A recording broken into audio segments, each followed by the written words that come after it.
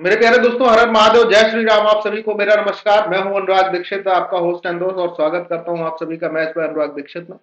उम्मीद कर रहा हूं मेरी आवाज ठीक ढंग से आप सभी तक पहुंच रही होगी। आज बहुत ही स्पेशल वीडियो, जो किसी भी एग्जाम के लिए, यहाँ पे मैंने जो एग्जाम के नाम लिखे हैं ये रेलवे के एग्जाम है, लेकिन मैं अभी ये कहूंगा कि किसी भी एग्जाम में आने वाले सवालों में हमेशा अक्सर आपको देखने को मिल जाएंगे। और इसका सबसे बेस्ट शॉर्ट ट्रिक वाला जो तरीका है वो मैं आज आपको सिखाने वाला हूं। चलिए शुरू कर लेते हैं क्लास को। तो यहां पर आज आप लोग सिंपल इंटरेस्ट और कंपाउंड इंटरेस्ट के जितने जो इंस्टॉलमेंट के क्वेश्चन होते हैं, यानी किस्त वाले जो सवाल होते हैं, उनकी ट्रिक पढ़ेंगे। आपने अगर पहले भी पढ़ रखी है तो भी इस वीडियो को जरूर देख लेना, क्योंकि इसमें शॉर्टेस्ट मेथड आपको मिलने वाला है। इसको जरूर देख लेना, क्योंकि अगर पेपर में कोई सवाल आ जाता है, इसको देखने के बाद आपका गलत नहीं होगा। वीडियो को शुरू करने से पहले इसके सवालों पर एक नजर मार लेते हैं। ये कुछ सवाल रखे हैं मैंने, और अब इसके बाद जो कॉन्सेप्ट है जो मैं आपको बताने जा रहा हूं उसको आपको ध्यान रखना होगा, बस और कुछ नहीं है। छोटा सा ये मेरा एक कहना है जो आप मान लेना, ठीक है। देखिए सुनिए, करना क्या होता है जब कभी भी आप सिंपल इंटरेस्ट के इंस्टॉलमेंट के क्वेश्चन को कर रहे हो। आपके पास सिंपल इंटरेस्ट के इंस्टॉलमेंट का क्वेश्चन है जो अक्सर आपको दिखता है। अगर आप सिंपल इंटरेस्ट के इंस्टॉलमेंट के क्वेश्चन दिख रहे हो तो आपको क्या करना है मेरे प्यारे दोस्त, मैं आपको बता देता हूं, ध्यान से सुनिएगा। उसके अलावा कुछ आपको नहीं करना। सिंपल इंटरेस्ट के इंस्टॉलमेंट के क्वेश्चन में सबसे पहले आपसे अगर इंस्टॉलमेंट पूछी जाती है तो आप एक काम करिए। इंस्टॉलमेंट तो आप कुछ भी मान सकते हैं, लेकिन यहां पे मैं आपको सलाह दूंगा, आप इसकी इंस्टॉलमेंट को मान लेना 100। ठीक, क्यों माना है? क्योंकि 100 की वैल्यू निकालना आसान रहेगा, इसलिए मानना है। ठीक है, उसके पीछे की वजह आगे आप सवाल में देखोगे। जो टाइम दिया रहेगा ना, टाइम को आप डिक्रीजिंग ऑर्डर में लिख लीजिएगा। कहां तक? 1 तक। किस में लिख लेंगे? टाइम को आप लिख लेंगे डिक्रीजिंग ऑर्डर में। बहुत ध्यान से सुनिएगा और बहुत अच्छे से इसको अमल करिएगा। एक दो सवालों में आपको अभी मैं करके भी दिखाऊंगा, मजा आएगी आपको। जैसे मान लीजिए आपके पास समय दिया है 5 वर्ष का, ठीक, तो आप 5 को डिक्रीजिंग ऑर्डर में लिख लेंगे, 5, 4, 3, 2 और 1। इसमें जो सबसे बड़ा नंबर होगा, सबसे बड़ा नंबर, उनको आप काट देंगे और बाकी सबको जोड़कर यहीं लिख लेना। 4, 3, 7, 2, 9 और 1, 10 हो जाएगा। यानी अब आप टाइम लेंगे 10 का।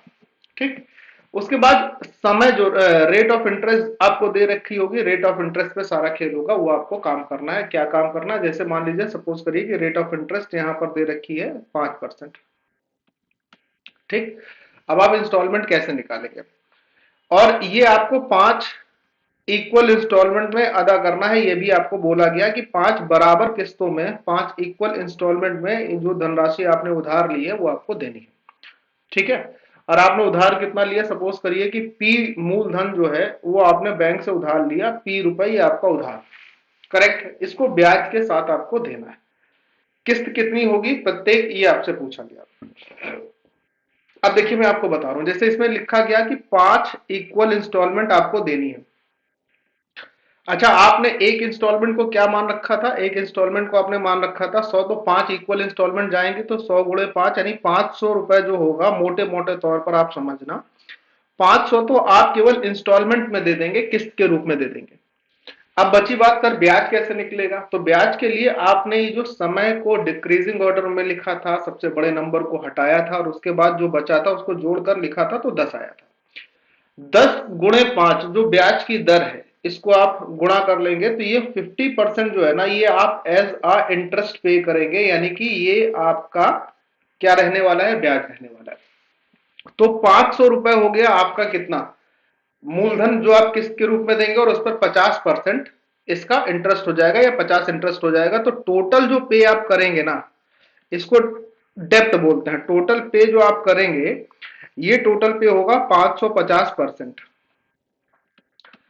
अब आपको बैंक को लौटाना कितना था? पी रुपए लौटाना था जो आपने लिया था। तो ये जो 550% आया है, इसको आप किसके बराबर कर देंगे? जो पी रुपए आपको लौटाने थे। ठीक है, ये लौटाने हैं विथ इंटरेस्ट।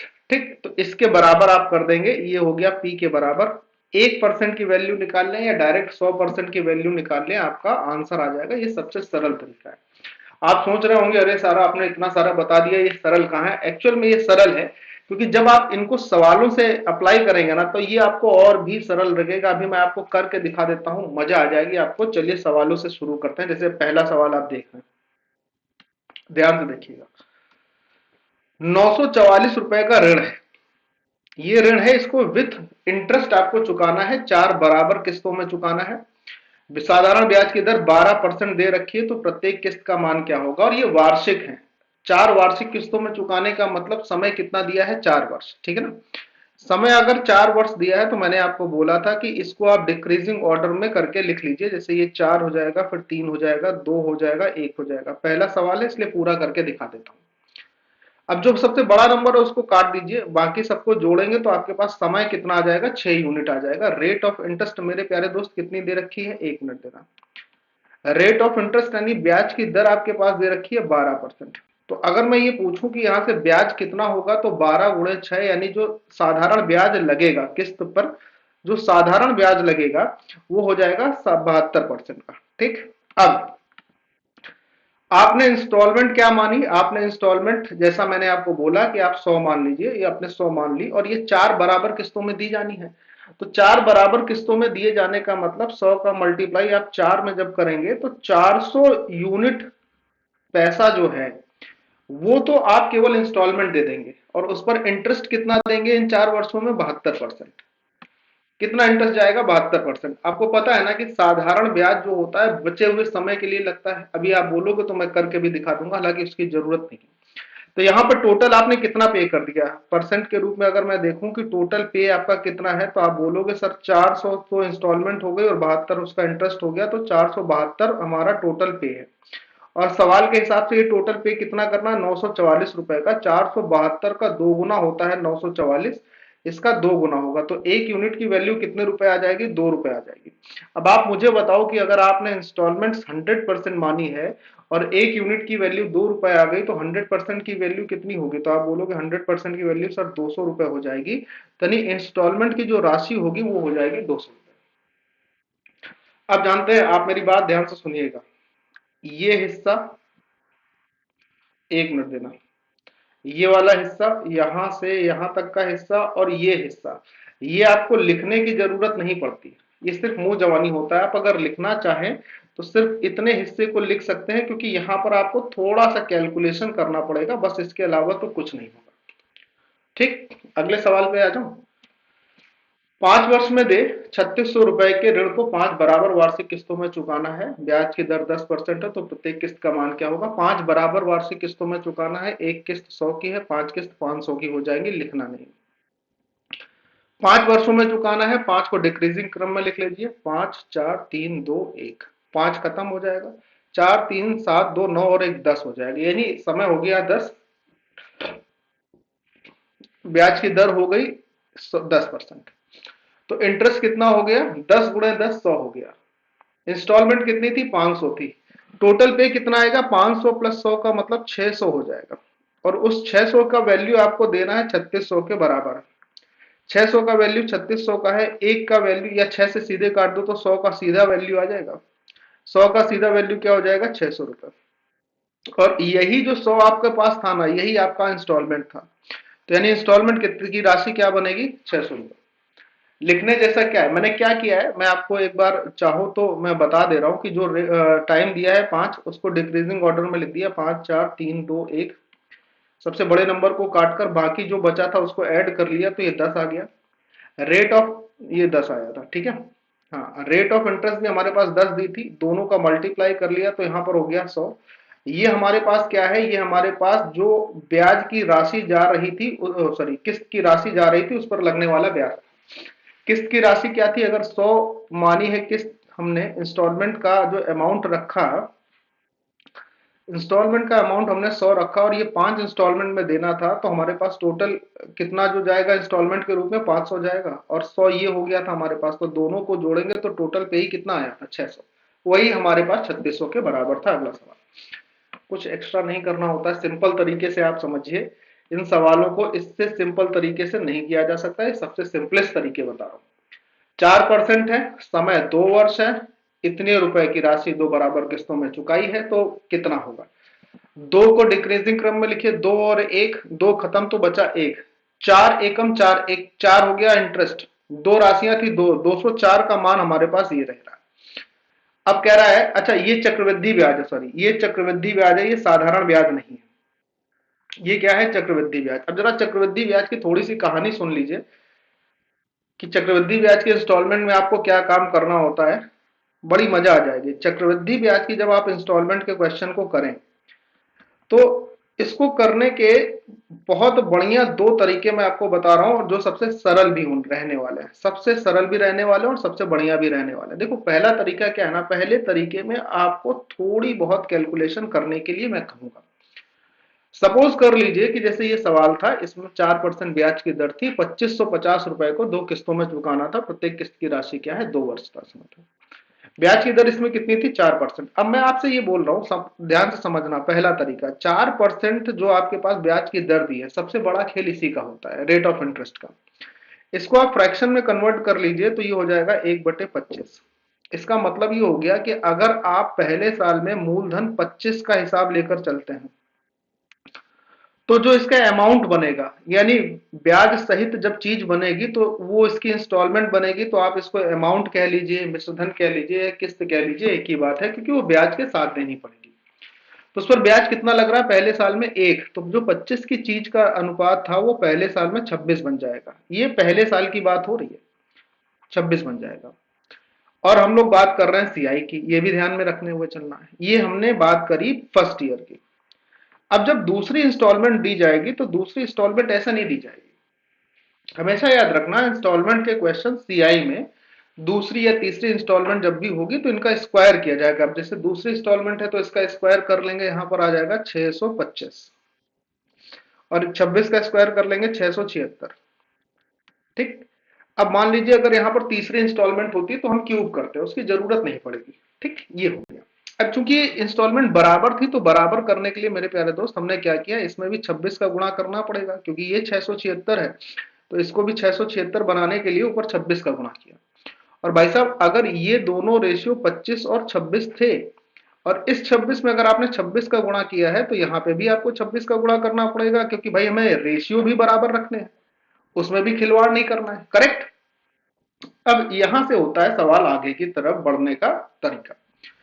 ये हो गया 26 × 25, ये हो गया 625, यहां पर आप किस्त 676 देख ही रहे। अब देखिए टोटल मूलधन कितना बन रहा है 2 सालों में, टोटल मूलधन क्या बन रहा है, टोटल पी कितना बन रहा है 26 × 25, 25 दूनी 50, 25 छक्के 150, यानी कि ये बन रहा है हमारा 650, ये बन रहा है हमारा 625। तो 650 और 625 का जोड़ेंगे तो 1275 हो जाएगा, यानी टोटल 2 साल में हमारा जो मूलधन रेशियो में बना वो 1275 बना। और ईच इंस्टॉलमेंट की बात करें तो ईच इंस्टॉलमेंट, जो प्रत्येक इंस्टॉलमेंट की अगर बात की जाए वो 676 है। समझना बात को। अगर ये पूछता है कि टोटल मिश्रधन क्या बनता है या टोटल कितना जमा किया होता, तो 676 प्लस 676। ठीक, उसकी जरूरत नहीं है। अब देखो धनराशि क्या थी, धनराशि थी भाई 2550 रुपए टोटल। तो यहां पर 1275 जो है ना वो किसके बराबर बोला जा रहा है, बोला जा रहा है सर ये 1275 2550 के बराबर है। इसका आप देखें तो 2 गुना है। तो अगर हमें इंस्टॉलमेंट निकालनी है तो इंस्टॉलमेंट भी इसकी 2 गुनी होगी, क्योंकि 2 से मल्टीप्लाई होगा। तो 676 का 2 गुना करने पर आपका आंसर मिल जाएगा 2×12 2×7=14 15×5 2×12 1352 रुपए। ये आपकी इंस्टॉलमेंट बन गई, ये आपका आंसर हो गया। लेकिन इसी सवाल को इससे भी छोटे तरीके से कर सकते हैं, जिसमें कैलकुलेशन बिल्कुल नाम मात्र होगी, और हम बाई ऑप्शन उन सवालों को इतना बढ़िया करेंगे कि मजा आ जाएगी। देखना जरा कैसे। बाई ऑप्शन सवाल अगर आपको करना है तो भी आपको एक चीज ध्यान रखनी होगी, वो है ब्याज की दर, rate of interest.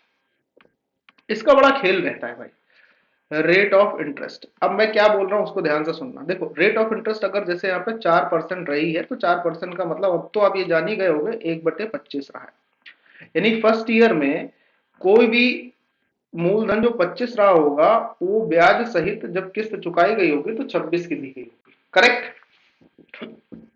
Second year में कोई भी चीज जो 625 के रेशियो में रही होगी, भाई इसका स्क्वायर किया गया होगा ना, 625 के रेशियो में रही होगी, उसका स्क्वायर करेंगे तो 676 पे गई होगी। समझ लेना पहले, मजा आ जाएगी।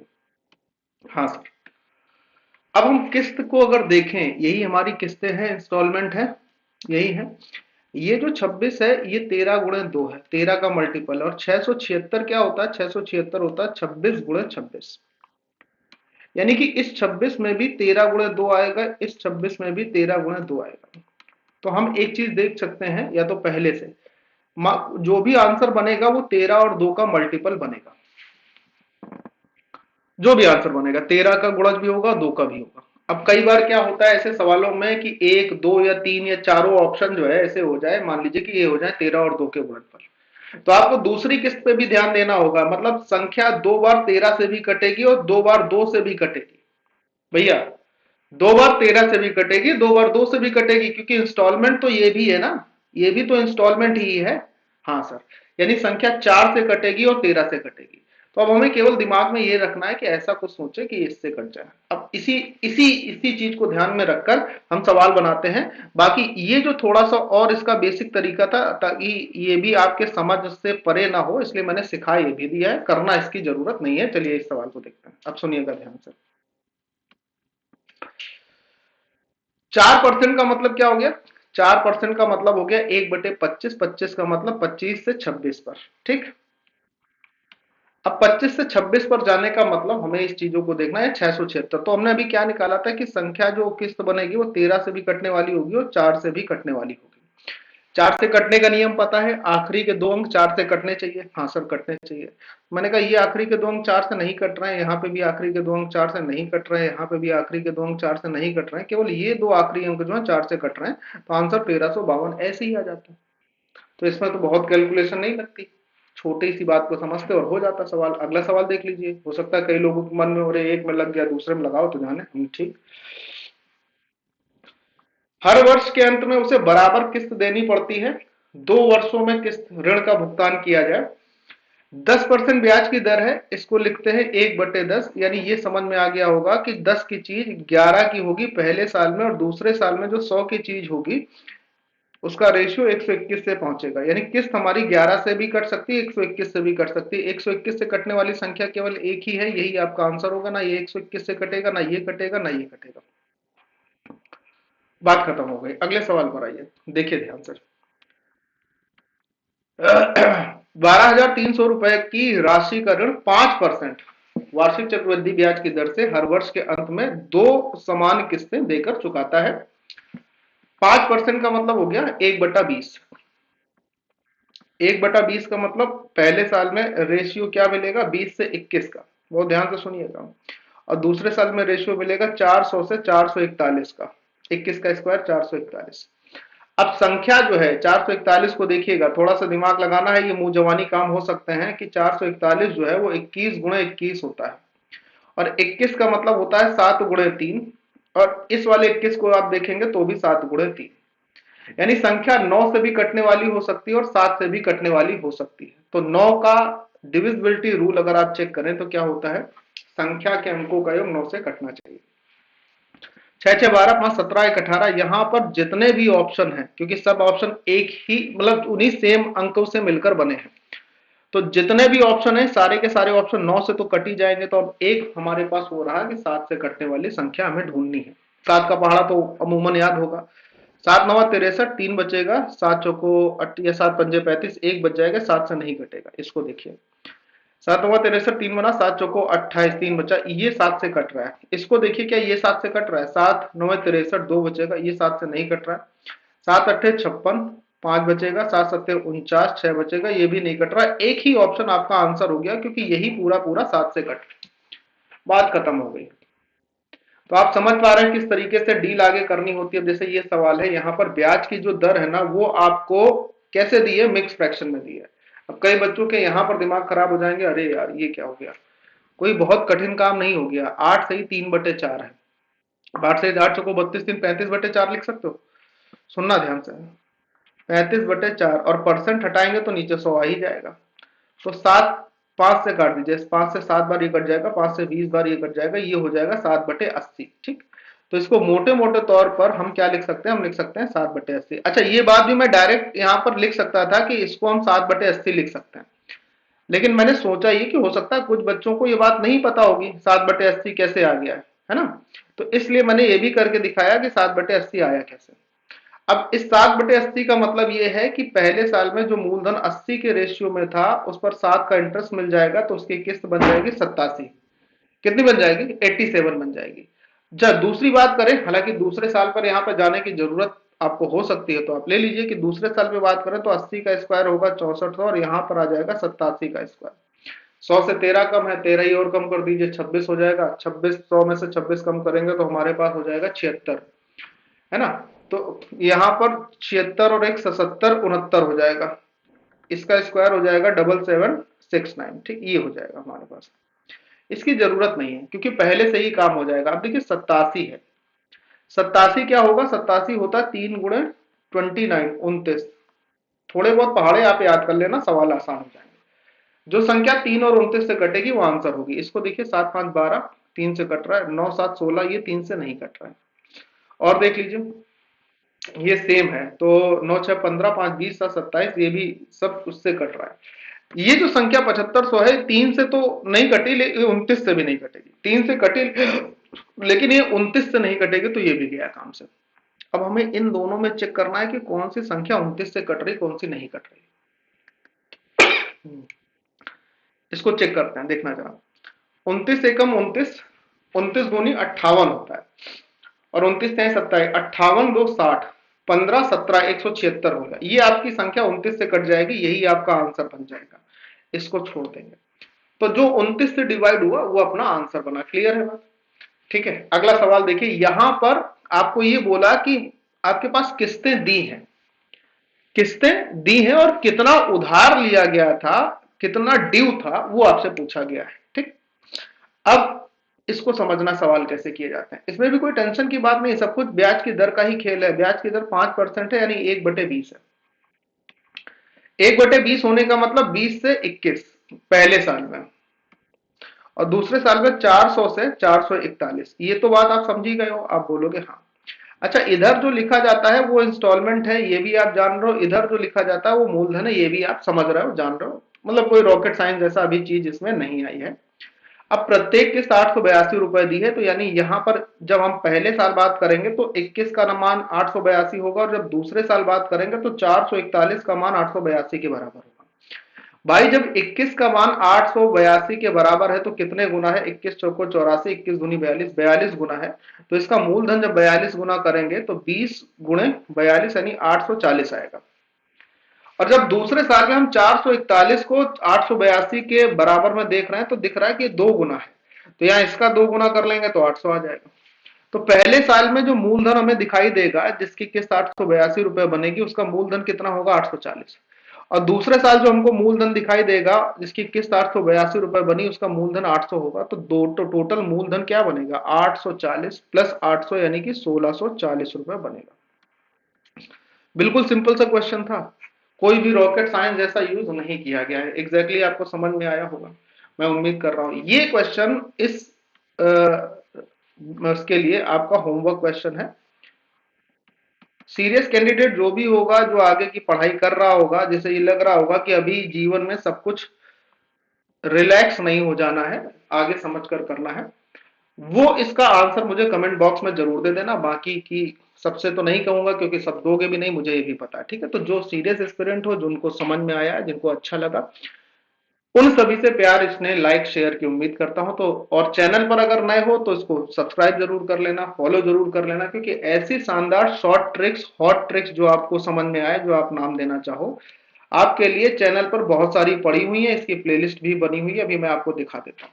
तो अगर नए हो तो जरूर फॉलो कर लेना। जैसे ही आप हमारे गूगल पर आएंगे, गूगल पर लिखेंगे मैथ, सॉरी यूट्यूब पे आएंगे, मैथ बाय अनुराग दीक्षित लिखेंगे और इसको क्लिक कर लेंगे। ऐसे वीडियोस वाले सेक्शन में आपको बहुत सारे वीडियोस मिलेंगे, आप यहां से देख पाएंगे। ऐसे आपको बहुत सारे शॉर्ट ट्रिक पढ़ाने के वीडियो मिलेंगे। लाइव वाले सेक्शन में आप जाएंगे तो लाइव वाले सेक्शन में भी आपको लाइव के वीडियो मिलेंगे। मोस्ट प्रोबेबली और कन्वीनियंट आपके लिए ये रहेगा, प्लेलिस्ट के सेक्शन में और यहाँ पे देख लो, लेटेस्ट जॉब गवर्नमेंट की जो होती हैं उससे जो अपडेट होते हैं वो यहाँ आपको मिलते रहेंगे। कंप्लीट अर्थमेटिक और एडवांस को सिर्फ 50 कॉन्सेप्ट में जो खत्म करने की बात कही, उसकी 3 क्लास में डिलीवर कर चुका हूं, उसको आप देख सकते हैं। फिर यहाँ 500 most important question of SSC and railway, वो आपको मिल जाएगा रेलवे के। यहाँ आपको शॉर्ट ट्रिक ऑफ मैथ मिल जाएगी, उसकी पूरी प्लेलिस्ट मिल जाएगी और यहाँ एसएससी का कंटेंट मिल जाएगा। सब बिल्कुल क्लासिफाइड है, कहीं पे घुचुड़ मुचुड़ खिचड़ी नहीं है। तो चैनल पे नए हैं तो इसको लाइक शेयर सब्सक्राइब जरूर कर लेना, और इस क्वेश्चन का आंसर होमवर्क में मुझे कमेंट बॉक्स में जरूर बताइएगा। प्यार स्नेह आपका आकांक्षी रहूंगा। बाय बाय, जय हिंद एंड टेक केयर। मिलते हैं नेक्स्ट शॉर्ट ट्रिक के वीडियोस में। धन्यवाद।